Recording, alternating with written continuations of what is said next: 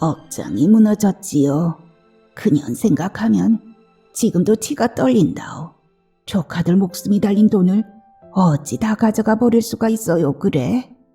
나라 탓이지 내 탓이었나 원? 추운 겨울날 닥친 피난길에 자식마저 잃었으니 어찌 아프지 않을 수 있었을까. 우리 애들 보러 어서 가자. 교동이발소에서 자고 있단다. 애들이 얼마나 배가 고팠으면 거기에 갔겠냐. 엄마, 엄마.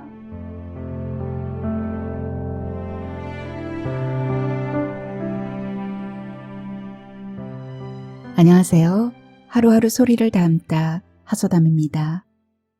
오늘은 최순미 작가님의 교동이발소 준비했습니다. 주인공 초롱할머니는 피난길에서 아들을 잃고 딸 여비와 함께 힘겹게 살다 생을 마감하게 되는데요. 딸 여비 할머니의 엉킨 인생 매듭을 풀어나가는 시간이 되어보겠습니다. 최순미 작가님의 등단작 교동이발소로 호국 보훈의 달을 맞이합니다. 구독, 좋아요는 하소담 사랑입니다. 끝까지 함께 해주세요.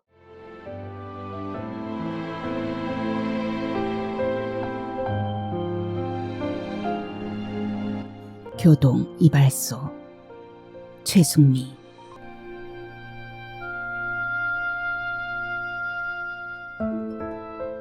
그녀에게서 벗어나는 일은 외출이다. 할머니를 태운 휠체어가 현관문을 벗어날 때까지 그녀의 시선이 내 뒷덜미를 잡아채는 듯해서 조바심을 낸다. 외출을 즐기는 할머니 덕분에 오늘도 찻집 창가에 앉았다. 창 너머 화단엔 노란 소국이 소담스레 피었다. 할머니는 소국에 감탄하며 초롱 같은 목소리를 높인다. 감탄하는 품새가 영락없는 소녀다. 대주차를 시켰다. 할머니는 간호학교 기숙사 화단에 핀 소국도 절했다며 추억을 꺼낸다. 90이 넘은 할머니의 학창시절이 그려지진 않았으나 표정은 여느 때보다 풋풋하고 밝다. 할머니를 돌보는 요양보호사로 일한 지 4개월째. 나는 할머니 목소리가 나이답지 않게 낭낭해서 초롱할머니라 부른다. 휴지로 손끝 닦는 버릇이 유난한 딸인 여비 할머니와 산다. 할머니를 꼭 닮은 얼굴에 체격도 비슷하다. 여비 할머니는 칠순이 된 듯한데 내가 할머니라고 부르는 걸 질색한다. 놀랍다고 해야 할 것이다. 어떻게 부를까요? 하면 이름에 씨를 붙이면 되는 거 아니냐며 의아해했다. 무시하고 계속 할머니라고 불렀다가 매서운 눈길에 얼어붙고 말았다. 여비 할머니와는 영역을 두고 사사건건 신경전이다. 내가 할머니 목욕시키고 걸레 빠는 틈틈이 화장실을 들락거린다. 푹신한 슬리퍼를 신고 유령처럼 스칠 때면 소스라쳐 놀라기가 일수다. 나는 감시받는 느낌인데 할머니 말로는 그게 일상이란다. 주방을 내주지 않아 할머니 식사는 준비하지 않는다. 일을 덜기는 했어도 늘 신경이 곤두서 있어 할머니가 외출을 원하면 3시간의 근무 시간이 빠듯한데도 무조건 모시고 나온다. 할머니는 옆 테이블에 아기를 보고 눈을 떼지 못한다. 다리만 성하다면 금방이라도 다가가 안을 듯한 몸짓이다. 아기가 방긋이 웃자 어른은 소리가 점점 커진다. 아기 엄마가 어색한 표정으로 감사를 표하고 아기를 고쳐 안았다. 눈길을 거두는 할머니 표정에 그늘이 진다. 우리 둘째가 재만했을 때 피난을 나왔다오. 아기를 자꾸만 넘겨다보며 피난 온 얘기를 꺼낸다. 군인들이 피난 갈 준비를 하고 백석폭으로 나오라며 집집이 대문을 두드리고 다녔다오. 여빈에는 일사후퇴 때 황해도 연안에서 광화 교동으로 피난을 나왔다. 남편은 30이 넘은 나이인데도 자원 입대해서 남쪽으로 가고, 시어머니는 외아들이 전쟁에 죽을까봐 치마끈을 동여매고 부대를 찾아 떠났다. 여빈이는 시누이와 2 아이를 데리고 피난민 틈에 끼었다. 피난보달이래야 옷가지와 아이들 이부자리에 묻은 주먹밥이 다였다. 피난민들은 타고 갈 배가 없어 포구에서 추위를 견디며 이틀을 지냈다. 머리 위로 제트기가 쌕쌕 지나는 소리는 애얼은 할 것 없이 오금이 저렸다. 군량미 실으러 온 미군 배를 타고 다음날 새벽 교동 아차섬에 도착했다. 상봉이라도 하듯 동네 주민들이 구경을 나왔다. 군인들이 피난민을 아무 집에나 들어가게 했다. 주민들도 얼떨결에 부엌이며 창고를 내주고 먹을 것을 갖다 주었다. 여빈애도 시누이와 애들을 데리고 남의 집 부엌에 자리를 잡았다. 부뚜막에 아기들을 눕히고 아궁이 주위에 웅크리고 앉아 몸을 녹이며 눈을 붙였다. 한낮이 되어 시누이가 보이지 않더니 밤이 되어도 돌아오지 않았다. 피난 올 때 가지고 나온 여비를 시누이가 몽땅 갖고 있었기에 여간 걱정스럽지 않았다. 피난민들이 있는 집들을 찾아다녔으나 찾을 수가 없었다. 친구와 고기잡이 배를 타고 도망을 친 후였다. 억장이 무너졌지요. 다른 사람들은 돈으로 먹거리를 바꿔 먹는데 나는 돈 한 푼이 없으니 그년 생각하면 지금도 치가 떨린다오. 시어머니와 남편이 업둥이인 저를 그토록 위했건만 조카들 목숨이 달린 돈을 어찌 다 가져가 버릴 수가 있어요, 그래? 피난민 애들이 시렁에 보리쌀을 삶아 놓은 거며 종자 고구마를 훔쳐먹는 바람에 주민들과 다툼이 나서 죄다 타작마당으로 쫓겨나고 말았다. 졸지에 비렁뱅이가 된 피난민들에게 군인들이 반찬도 없는 주먹밥을 나눠주었다. 여빈이는 주먹밥이 먹히지 않아 주민집에 간장을 얻으러 갔다가 그럴 수 없는 괄시를 받았다. 연한 집에선 퍼다 버려도 표도 안 날 간장이건만 그까짓 간장 한 종지가 뭐가 그리 아까워서 그 난리를 폈는지. 나라 탓이지. 내 탓이었나 원. 피난민들이 생굴이라도 까서 먹는다고 바닷가로 나갔다오. 여빈애도 굴을 까서 딸애에게 목욕하며 바지락을 파다가 물드는 줄을 몰랐다. 일송한 주위를 둘러보니 사람들은 무트로 나가고 바닷물은 지척에서 출렁거리고 있었다. 덜컹 겁이 나서 딸의 손을 잡고 뛰기 시작했지만 뱀처럼 스르르 밀려오는 물은 순식간에 발목을 적시고 종아리를 적셨다. 3살배기 딸에는 허리깨까지 물이 차서 손을 놓치기만 하면 떠내려갈 지경이었다. 다리를 감는 바닷물이 그토록 무거울 수가 없었다오.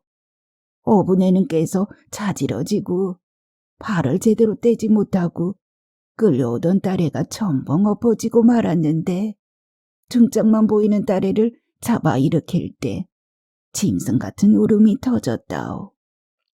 그 기억에 몸소리가 처지는지 전쟁만큼 숭악한 게 없다며 손사래를 쳤다.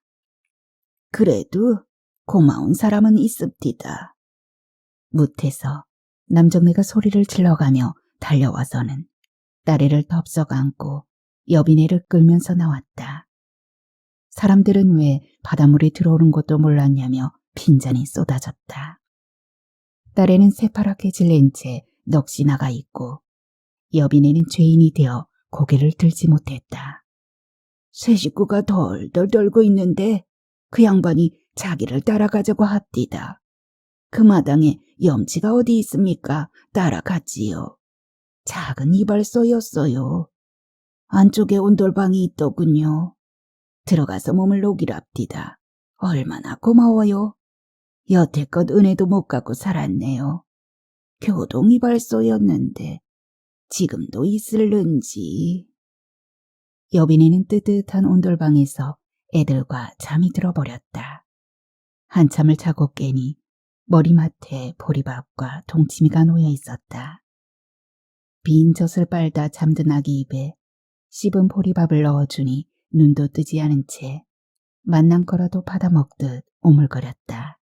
딸의 입에도 보리밥 덩이가 볼이 미어지도록 들어가는 걸 보고서야 남은 밥을 먹을 수 있었다. 그날 밤에 군인들이 피난민들을 싣고 강화도로 간다고 했어요. 이발소 양반한테 인사도 못하고 피난 보따리만 챙겨 군인들을 따라갔지요. 강화에서 인천 가는 배는 삭슬 내야 한다고 했다. 여빈이는 친정이 평택이라 거기까지는 가야 하는데 돈이 한 푼도 없어 두렵고 막막했다. 동네 사람을 만나 여비를 좀 빌려달랐더니 돈이 없다며 내정스레 자르고 피난민 틈으로 사라져버렸다. 피난 중에 누가 목숨 같은 돈을 빌려주겠는가. 할 수 없이 인천 가는 배는 타지 못하고 이발소로 되돌아왔다. 그 양반이 잘 왔다며 이발소 일을 도와달라더만요. 여빈이는 이발소 청소를 하고 손님들 머리도 감겨주며 지냈다. 말수가 적은 이발사가 쌀이 드문드문 섞인 보리쌀이며 김치를 가져다 줘서 애들과 먹고 살았다. 보름쯤 지났을까. 그가 여빈의 손을 붙잡았다. 손을 빼려니까 더 세게 잡았다가 놓으며 미안합니다 했다. 여빈이는 돌아서는 그의 뒷모습을 바라보며 잡혔던 손을 만지작거렸다. 며칠 뒤 이른 아침에 얼굴에 까맣고 눈매가 매서운 여자가 여닫이 문을 열어젖히며 목소리를 높였다. 이발소 안주인이었다. 언제까지 여기 있을 거요? 우리 집 양반이 붙잡기라도 하던가? 여빈이는 자존심도 상하고 그대로 있었다가는 더 험한 꼴을 당할 것 같아 애들을 데리고 나왔다. 여자의 앙칼진 목소리에 뒤도 돌아보지 않았으나 그에게 인사도 못하고 나온 아쉬움과 서러움에 발걸음이 무거웠다. 일한 대가라며 챙겨준 돈으로 인천까지는 갔다. 거기서부터는 피난민 행렬에 끼어 무작정 걸었다.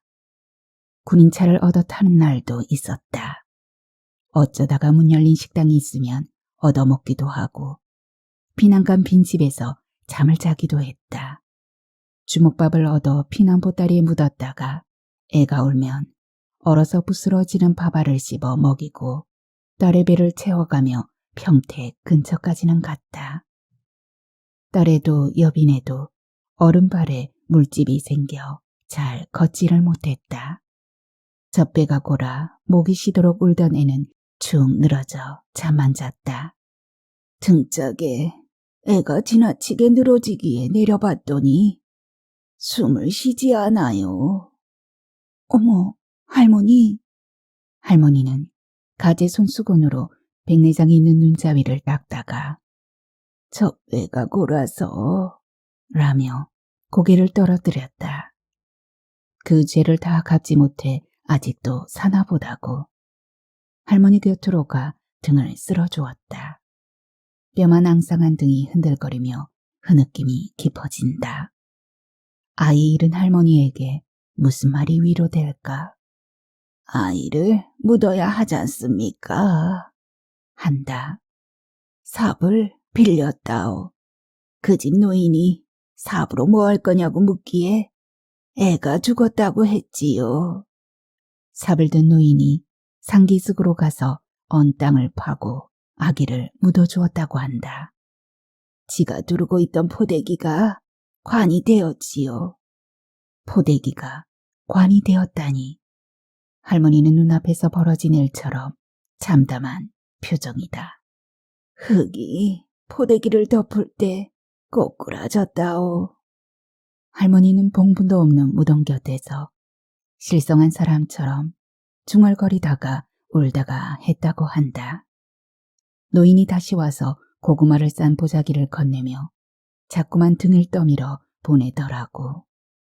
꽁꽁 얼어서 발도 제대로 떼지 못하는 딸애를 업고서 뒤를 돌아보고 또 돌아보며 떠나왔는데 천금 같던 발걸음을 어떻게 떼어놓았는지 거기가 어디쯤인지도 모른다며 눈물을 닦았다.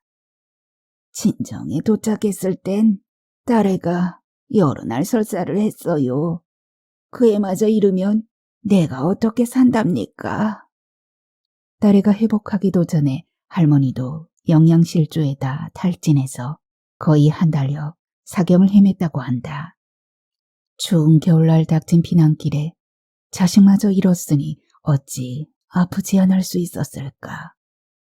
딸애가 훌쩍이며 엄마랑 같이 살 거라고 합디다.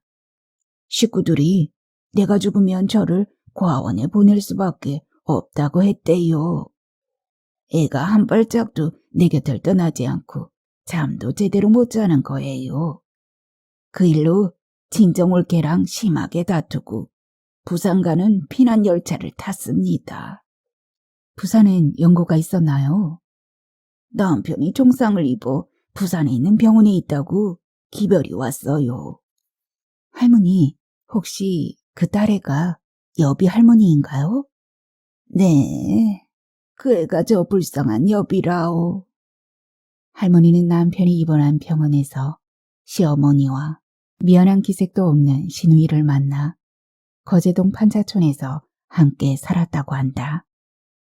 시어머니는 생떼 같던 손자는 죽여놓고 아무짝에도 쓸모없는 계집애만 살려왔다고 여비만 보면 눈을 풀하렸단다. 시누이는 눈만 뜨면 어디로 가는지 나가버리고 당신이 생활비를 벌어야만 해서 고아원으로 출근했다고 한다. 여비는 할머니 눈에 띄지 않으려 어디든 숨어버리고 그 일로 방광염에 걸려 오랫동안 고생을 했는데 지금까지 강박증 증세를 보인다고 했다.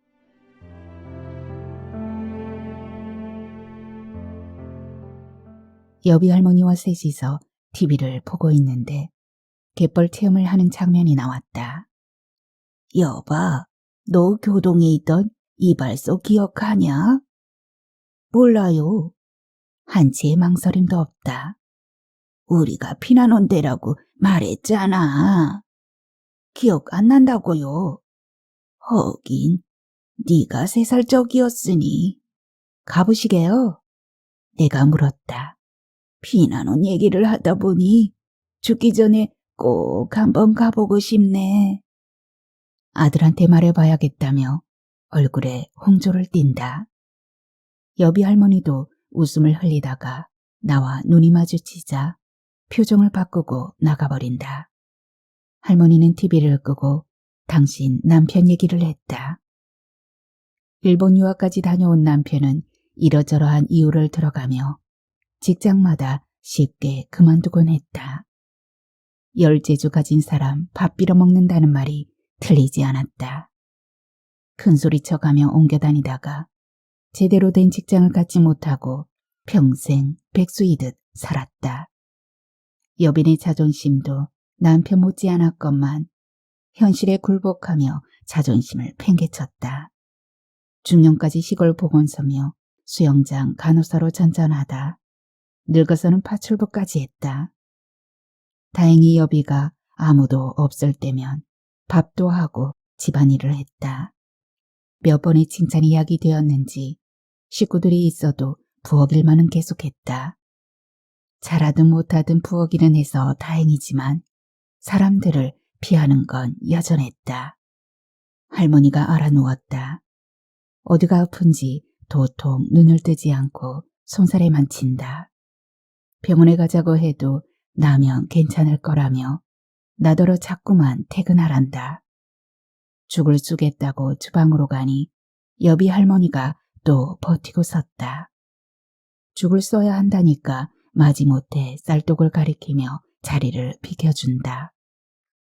죽을 쏘는 동안은 방 안에서 나오지 않아 다행이지만 가스불 세기와 죽젓는 주걱의 움직임을 세고 있는 것만 같아 뒤통수가 후끈거렸다. 할머니께 죽을 먹이려고 애를 써도 안 먹겠다면 손사래를 쳤다. 강제로 일으켰더니 소리를 꽥 지르며 막무가내로 가란다. 상을 치우고 거실 벽에 기대 앉았다. 깜빡 졸다가 이상한 느낌에 눈을 뜨니 여비 할머니가 그림자처럼 스쳐서 화장실을 간다. 엄마가 아픈 줄은 알까? 여비씨, 할머니가 편찮으신데 죽 좀 드시라고 해줄래요? 들은 척도 않더니 방문을 열고 엄마, 아파요? 한다. 멀쩡한 목소리에 놀랐다. 괜찮아. 자고 나면 돼. 여비 할머니는 내가 쏘아놓은 죽을 푸르스름한 주발에 담고 간장을 얹은 상을 할머니 앞에 내려놓았다. 절에서 나더러 주방에 못 들어오게 했을까. 죽 드세요. 그 한마디에 할머니가 기다렸다는 듯이 일어나 수저를 든다. 딸이 수발되는 것에 곧바로 치료된 듯하다. 딸이 화장실을 오갈 때마다 수심이 깊어지는 듯 했는데 죽수발 한 번으로 수십 몇 범을 길어 올렸는지 기분이 한결 좋아 보인다. 여비 할머니 눈치를 봐가며 커피물을 받아오니 할머니는 또 얘기나 하자며 손을 끌어 앉힌다. 아직도 피난 시절 얘기가 끝나지 않았다는 것이리라.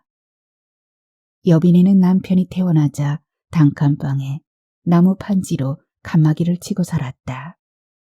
남편은 피난길에 아들을 잃은 데다 딸에마저 행동이 이상하니 술만 마시면 여빈애를 원망했다. 간호사가 어떻게 자기 새끼 하나도 지키지 못했느냐. 여빈은 왜 저 모양이 됐냐고. 여빈애가 악에 받쳐 남편에게 대거리를 한 날 집을 나가버렸다. 시어머니는 집안에 며느리 잘못 들여 망조가 들었다며 동네방네 외고 다녔다. 딸에는 그런 할머니 눈치를 보느라 더 숨어들고 삶이 갈수록 어려워지자 시어머니가 시누이만 데리고 서울로 올라갔다. 남편은 몇 달 만에 집으로 돌아왔지만 취직하지 못했다. 그 와중에 여빈애는 아기를 가졌다. 아들이 태어났다오. 그 애가 부산 사투리를 막 배울 즈음에 남편이 서울에 취직이 되어 올라오게 됐어요. 남편은 이삿짐 차에 타고 가고 나는 애들을 데리고 새벽 기차를 탔는데 피난 때 일은 애 생각이 납디다. 애들이 새근새근 차는데도 축 늘어지는 팔을 자꾸만 만져봤어요. 혹시나 온기가 없을까봐. 김밥이랑 삶은 계란을 먹일 때는 눈물이 줄줄 흘렀다오. 젖배를 골아 죽은 애 생각만 하면 지금도 애 간장이 녹아요. 남편 말이 틀리지도 않고 내재가 크지요. 여비도 그렇고. 나는 할머니와 정이 많이 들어 반찬을 만들 때마다 드실 만한 것을 챙기게 되었다. 쌀알이 눈에 띌 만큼만 넣은 보리밥과 도토리묵 무침으로 도시락을 싸가기도 했다. 여비 할머니 것은 따로 주방에 놓아두면 이후 그릇을 씻어 내놓았다. 동짓날 한 번도 해보지 않은 팥죽을 쑤어가느라 늦고 말았다. 현관문을 열어주자마자 눈도 마주치지 않고 쌩하니 돌아서던 여비 할머니가 놀란 눈을 하고 욕실을 가리킨다. 늦은 게 미안해서 애교 섞인 말투로 할머니를 부르며 욕실 문을 열었다. 할머니는 수건을 무릎에 걸쳐놓고 한 손으로 쓸어내리고 있었다. 초롱할머니 뭐 하세요? 우리 애가 자요. 배가 고플 텐데 깨지도 않네. 가슴이 덜컹 내려앉았다. 며칠 전부터 눈을 떴는데도 꿈이 깨지 않는 것 같다고 하더니 이상 행동을 보인다. 치매 증세 같았다. 할머니를 안으려는 순간 내 뺨을 찰싹 때린다. 이 망할년. 할머니, 저 양 선생이에요. 할머니는 나한테 물을 퍼부으며 온갖 욕을 해댄다. 갑작스러운 행동에 당황했지만 말을 걸었다. 초롱할머니, 제가 시누이 같아요? 그 돈 갖고 와, 이년아. 아! 할머니의 손톱이 내 얼굴을 핥혀버렸다. 고양이한테 핥힌 듯 피가 비쳤다. 할머니 손가락은 바람 빠진 풍선 같은데 정신이 혼미해지니 응어리졌던 원망과 분노가 손톱으로 쏠린 듯 했다. 얼마나 한이 맺혔으면 내가 신우이로 보일까. 피난의 아픔을 고스란히 씹는 듯하다. 중얼거림이 잦아들었다. 목욕시키고 옷을 갈아입히니 언제 그랬냐는 듯 얌전해진다. 양 선생 고마워요.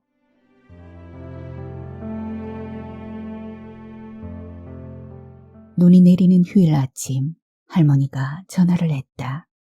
네, 초롱할머니. 교동이발소 가는 버스 어디서 타요? 할머니가 아닌 여비 할머니의 다급한 목소리다. 교동이발소 가는 버스라니. 평소에 할머니가 푸념하듯 교동이발소를 가고 싶다고 한 말이 생각났다. 밖은 눈발이 날렸다. 이 궂은 날씨에 여비 할머니가 할머니를 모시고 교동으로 간다는 게 아닌가. 거기가 어디예요? 강화터미널이에요. 아니, 어떻게 거길 갔어요? 내 목소리가 커지자 전화를 끊어버린다. 어쩌자는 것일까? 그들이 교동이발소를 찾아가는 건 불가능할 것 같은데 강화까지 간 것만도 놀라웠다. 강화터미널로 전화를 해서 두 사람을 찾아 붙여놓는 버스를 태워달라고 사정했다. 막무가내로 교동이발소 가야 한다며 버틴단다. 할 수 없이 그곳에서 기다리게 하고 차를 몰았다. 간헐적으로 내리던 눈이 앞이 보이지 않을 정도로 퍼부었다. 이 무슨 황당한 일인지. 할머니와 지도를 펴놓고 교동도를 찾아본 적은 있었지만 집중인 여비 할머니가 찾아 나설 줄은 꿈에도 몰랐다. 눈길에 가속을 해가며 도착하니 할머니는 휠체어에 앉은 채 졸고 있고 여비 할머니는 원망스런 눈길로 째려본다. 왜 이제야 왔냐는 눈치다. 누가 누구를 원망해야 하는지를 모르니 어찌 상대를 할까. 할머니 앞에 앉아 무릎을 흔들었다. 초롱할머니, 저 왔어요. 아니, 양 선생이 오길 어떡해? 교동이발소 가시려고요? 오늘따라 제가 이 난리를 치는구먼. 여비 할머니가 불통하게 뛰어든다. 가고 싶다고 안 했소? 새벽에도 교동 가자고 난리를 쳐놓고선. 내가 언제? 제가 모시고 갈게요. 두 사람을 차에 태우고 핸드폰으로 교동이발소를 검색했다. 대룡시장이란 곳에 교동이발소가 있었다. 실향민들의 고향을 잊지 못해 만들었다는 시장. 내비게이션을 따라 40여 분을 달려 시장에 도착했는데 아무리 돌아봐도 교동이발소가 보이지 않았다. 두 사람을 차에서 기다리게 하고 주변을 찾아보다가 좁은 골목으로 들어섰다. 휘어지는 길을 따라 단층의 작은 상점들이 나왔다. 건어물 가게와 국수 가게가 있고 더 들어가니 대통령 선거 벽보가 붙어있는 곳 옆에 교동이발소 간판이 보였다. 에어컨 실외기가 알루미늄으로 된 창틀 앞에 있어 수십 년의 시간이 공존하고 있는 듯 했다. 먼저 들어가 볼까 하다가 할머니를 모시러 갔다. 여비 할머니가 나를 밀치고 할머니를 휠체어에 태운다. 이곳이 당신 영역이라도 되는 듯 휠체어를 잡고 나더러 앞장을 설한다. 할머니, 이 동네 기억나세요? 잘 모르겠네. 여비 할머니가 교동이발소를 발견하고 휠체어를 멈췄다. 이발소 창밖으로 연통이 길게 나와 연기를 내뿜는다. 주위를 살피던 할머니도 교동이발소를 발견한다. 아이고 세상에, 여기가 교동이발소구먼. 근데 워낙 오래돼서. 내가 문을 열기도 전에 할머니가 몸을 당겨 이발소 여닫이 문을 활짝 열었다.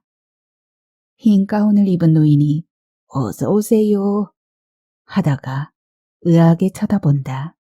할머니가 대뜸 말을 건넸다. 이제야 왔어요. 많이 늙으셨네요. 누구신지요? 저를 아시는지요? 저 여비 엄마예요. 어떻게 저를 몰라보시고. 나는 얼른 할머니 말을 끊고 잠깐 들어가서 말씀드릴 게 있다고 했다. 노인은 짐작가는 게 있는지 휠체어 앞머리를 들어올려 가게 안으로 들어가도록 도왔다. 가게 안은 영화나 텔레비전에서 봄직한 60년대 이발소 풍경이다. 나는 할머니한테서 들은 사연을 짧게 말하고 작은 목소리로 치매 증세가 있다고도 했다. 그때 그분이라고요? 노인은 반색하며 할머니를 소파에 앉히고 얼굴을 살폈다. 부친이 바닷물에 빠져 허우적대던 젊은 아낙과 아이들을 구해 이발소에서 며칠을 살게 한 일이 있었다고 했다. 인사도 못하고 갔어요. 아주머니 눈치가 심상찮아서. 할머니는 말릴 새도 없이 그분과의 사연을 꺼낸다. 여비 할머니가 민망한지 돌아섰다. 할머니, 저는 그분의 아들이에요. 많이 닮았지요. 그때야 당황한 할머니가 늙은 것이 망측한 소리를 했다며 어쩔 줄을 모른다. 노인은 그 당시 어머니가 아버지에게 잔소리를 몹시 퍼붓던 기억이 난다고. 지금 생각하면 가묵한 아버지가 좋아하실 만한 분이었다며 크게 웃었다. 그분과의 연정이 세월을 거스르게 할 만큼 깊었던 것일까. 할머니가 순간적인 착각이긴 했으나 왜 교동이발소에 오고 싶어 했는지 알 것 같았다. 할머니는 몇 번이나 망측한 소리를 했다고 하면서도 그분의 안부를 물었다. 오래전에 돌아가셨다니까 손수건으로 눈자위를 닦으며 아쉬워했다. 이제 가야겠다며 몸을 일으키려다가 노인을 빤히 쳐다본다. 퇴근? 니시오? 요즘 들어 부쩍 심해진 정신의 일탈. 치매 증세가 또 나타났다. 여비 할머니 보고 웬 외간 남자를 끌어들였냐며 눈을 흘기고 주먹질을 해댄다. 교동이발소 얘기를 하고 피난때 얘기를 해도 무슨 말인지 모르겠단다. 노인은 부친이 살아계셨으면 알아보셨을 거라며 몹시 애석해 했다. 돌아오는 내내 할머니는 잠에 취해 있고 여비 할머니는 휴지로 손끝 닦는 버릇을 잊은 듯 창밖만 응시했다. 집에 도착했을 때 할머니는 평상시 하던 외출로 알았는지 양 선생 고마워 하고 누웠다. 여비 할머니는 화장실로 들어가 문을 톡 잠가버린다. 하루 동안의 일이 까마득했다. 뭔가 큰일을 치른 것 같은데 헌일만 한 것 같아 맥이 풀렸다.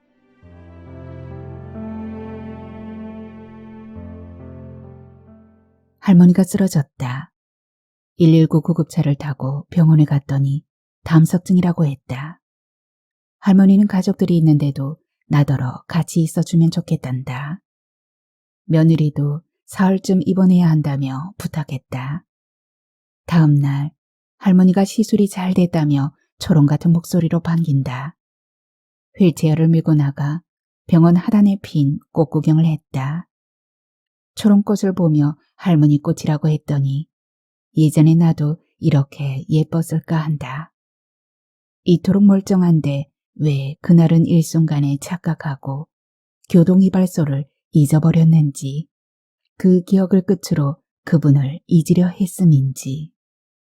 저녁이 되니 같은 병실, 치매를 앓는 할머니가 자꾸만 엄마를 불렀다. 어느 세월 어디쯤에서 엄마를 찾는 건지 힘없는 목소리에 슬픔이 배었다. 할머니가 내게 속삭인다. 치매라 그러는 거라며 언제 엄마를 잃었는가 보다고. 가슴이 에이도록 엄마를 부르는 할머니를 또 다른 할머니가 지청구를 주었다.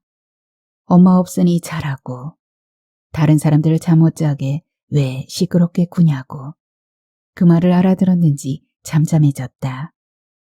할머니는 잠들지 못하고 누웠다 일어나기를 거듭했다. 3시쯤 되었을까? 할머니가 나를 깨웠다. 교동이발소에 애들이 밥 얻어먹으러 와서 자고 있단다. 빨리 가봐야 애들을 만날 수 있다고. 그건 아주 옛날 일이라고 해도 옷을 갈아입으며 서두른다. 애들이 다른 데로 가버리면 어떡하느냐고. 환자들을 다 깨울 것 같아 화장실로 모시고 나왔다. 초롱할머니, 제가 누구예요? 알아보지 못하는 게 미안한 듯 하더니 대뜸 목소리를 높인다. 당신이 누구든 나와 무슨 상관이야. 우리 애들이 당신 집에 자고 있다며. 그 애들만 보여주면 되잖아. 우리 집에 가는 게 그토록 싫다면 대문간에서 애들만 보고 나오겠단다. 당신 밥은 안 줘도 된다고. 얼마나 배가 고팠으면 거기에 가겠느냐고. 말을 할 때마다 울먹인다. 여비 할머니한테 전화했다. 병원에 와야겠다니까 대답하지 않다가 할머니가 여비 씨를 찾는다니까 마지못해 알았다고 한다. 할머니를 모시고 로비로 내려왔다. 할머니는 애들을 보러 가야 하는데 택시가 왜 이렇게 안 오냐며 안달이다. 나를 설득하다가 야단을 치다가를 수차례 했을 즈음 여비 할머니가 병원으로 들어왔다. 네가 왜 왔냐? 저 오라고 했다면서요. 내가 언제 우리 애들 보러 가자고 했지. 애들 누구요? 여비랑 막둥이.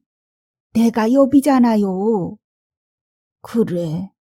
잠시 어리둥절해 하더니 여비 할머니를 보고 또 조른다. 우리 애들 보러 어서 가자. 교동이발소에서 자고 있단다. 엄마, 애들이 얼마나 배가 고팠으면 거기에 갔겠냐? 할머니가 울먹이며 여비 할머니를 잡아당긴다. 엄마, 왜 또 이러셔? 좀 있으면 해가 뜰 텐데 우리 애들이 다른 데로 가버리면 어쩐다니. 휠체어 앞에서 여비 할머니가 덜썩 주저앉으며 묵은 체증을 토하듯 엄마를 부른다. 엄마, 제발, 엄마. 할머니의 치맛자락에서 평생을 기생하며 살던 여비 할머니의 인생이 무너지는 절규 같았다. 진정을 시킬 수가 없다. 병원 로비의 새벽을 벅벅 찢으며 엄마를 부르는 여비 할머니를 물끄러미 바라보던 할머니가 나를 보고 눈짓을 해가며 속삭인다. 저희도 엄마를 잃어버렸나 봐. 쯔쯔쯔. 그렇게 정신을 놓았다 차렸다가를 반복하던 할머니는 얼마 지나지 않아 끝내 눈을 감고 말았다. 영정 앞에서 목이 잠긴 여비 할머니가 꺼이꺼이 울었다. 국화꽃 한 송이를 올려놓는데 울컥해졌다. 조문하고 여비 할머니 옆에 앉아 여비씨 하고 불렀다. 쳐다보지도 않으면서 나를 기다리기라도 한 듯 울음소리가 커진다. 편안히 가셨다고 들었어요. 고개만 끄덕이며 손수건으로 입을 막는다. 오랜 정을 쌓은 사람처럼 여비 할머니 손을 잡았다. 손이 의외로 통통하고 예쁘다. 놀라고 불편한지 얼른 손을 뺀다. 장례식 끝나고 전화 한번 주실래요? 내가 딱히 여비 할머니를 만나 어쩌겠다는 건 아니지만 할머니를 봐서라도 한 번은 그래야 할 것 같았다. 장례식이 끝나고 혹시나 하는 마음에 전화를 기다렸지만 오지 않았다. 장례식장에서의 작은 반응에 나를 신뢰한다고 여기다니. 보통의 사람이면 그럴 여지도 있겠지만 여비 할머니이지 않는가? 기대를 접었다. 두어 달이 지났을 즈음 할머니 댁 전화번호가 떴다. 여보세요? 여비씨? 우리 집에 좀 와줘요. 여비 할머니 전화에 흥분이 되었다. 줄 게 있단다. 짧았지만 한결 부드러운 말투다. 나에 대해 어느 정도 경계를 풀었다는 게 아닐까. 베이지색 얇은 실내화를 샀다. 오래 신어 앞코가 터진 유령 같은 슬리퍼를 본 후로 언젠가는 바꿔주리라 생각했었다. 이제 혼자니까 자신의 발소리라도 들으면서 살기를 바라는 마음도 있었다. 실내화 한 켤레 사왔어요. 남으로부터 선물을 받아본 적이 있기나 할까. 받지 않고 손가락으로 바닥을 가리킨다. 거기 놓으라는 뜻이다. 어떤 것도 직접 받아든 적이 없었기에 당연한 듯 실내화 봉지를 내려놓았다. 할머니 방문을 열어준다. 방안 구조가 변했다. 장롱은 그대로인데 3단 서랍은 없고 작은 행거에는 여비 할머니 옷가지가 걸렸다. 내복 상자를 꺼내놓는다. 할머니가 입지 않고 두었던 내복을 내게 주는 걸까? 열어보았더니 털이 보송보송한 겨자색 스웨터다. 초롱할머니가 뜨신 거예요? 내가 떴어요. 설마 여비 할머니가 나를 위해 떴을라고. 내 눈이 희둥그레지자 엄마가 뜨다만 건데 당신이 마저 뜬 거란다. 색상도 예쁘고 어디 하나 엉킨 데 없이 쫀쫀하게 잘 떴다. 얼른 입고 여비 할머니 앞에 섰다. 희미하게 웃는다. 고맙습니다, 여비씨. 마저 뜨느라고 전화가 늦었나요? 고개를 끄덕인다. 털 스웨터만큼이나 가슴이 따뜻해진다. 서로를 경계하느라 소모전만 버린 게 미안하고 안타까웠다. 정교한 솜씨에 놀라 혹시 떠놓은 게 더 있는지 물어보았다. 옆방에서 큰 상자를 가져온다. 스웨터와 조끼, 목도리, 모자와 벙어리 장갑 등이 차곡차곡 당겼다. 남자 조끼 앞섭은 다이아몬드 무늬 3개가 새겨져 있어 명품 옷을 보는 듯하다. 여비 씨가 다 뜬 거냐니까 엄마가 뜬 것도 있다며 멋쩍어한다. 여비 씨, 우리 이거 팔러 가요. 여비 할머니는 빼앗듯이 옆방으로 들고 가서는 10여 분이 지나도 나오지 않았다. 이제 저 갈게요. 스웨터 잘 입을게요.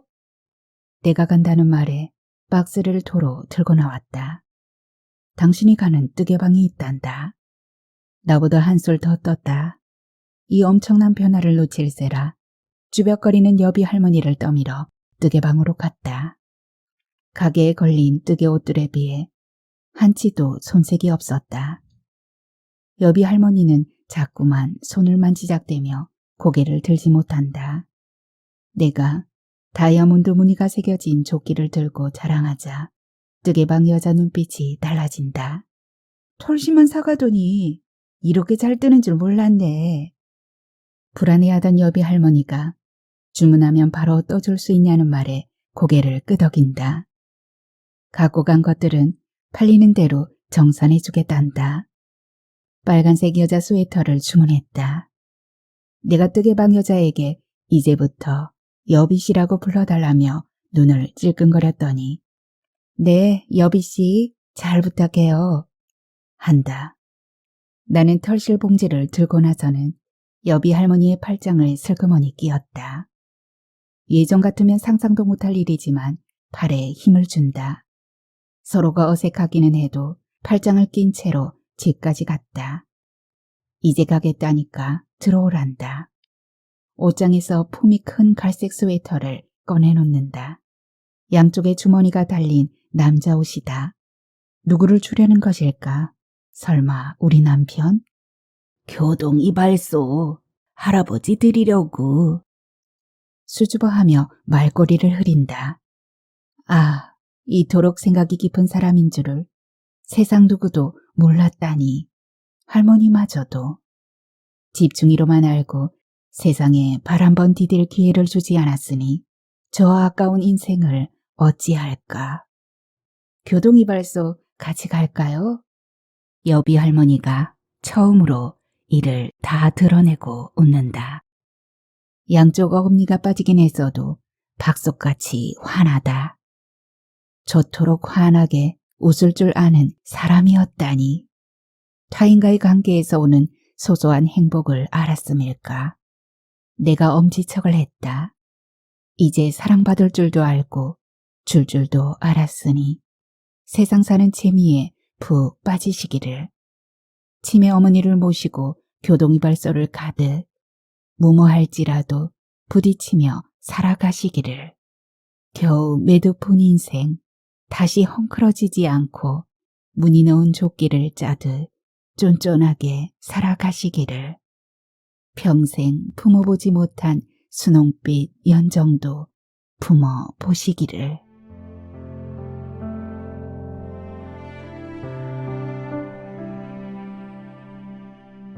오늘의 소설 교동이발소는 여기까지입니다. 하소담 세대는 다소 생소한 곳인지라 작품의 배경지를 잠깐 검색해 보았습니다. 이곳은 시간이 멈춰버린 곳이라 칭하기도 하더라고요. 출입 허가증을 받아야 갈 수 있는 곳으로 사진으로나마 잠깐 보았는데 굉장히 정겨웠습니다.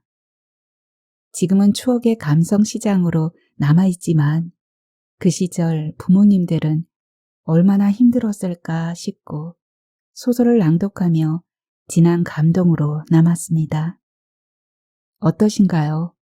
구독자분들 중에도 그 피난 시절을 겪은 분들이 계실 것 같아요. 그 시절 이야기 짧은 댓글로 나누어 주십시오. 네, 오늘은 여기에서 인사드릴게요. 하소담은 다음 시간에 또 뵙겠습니다. 감사합니다.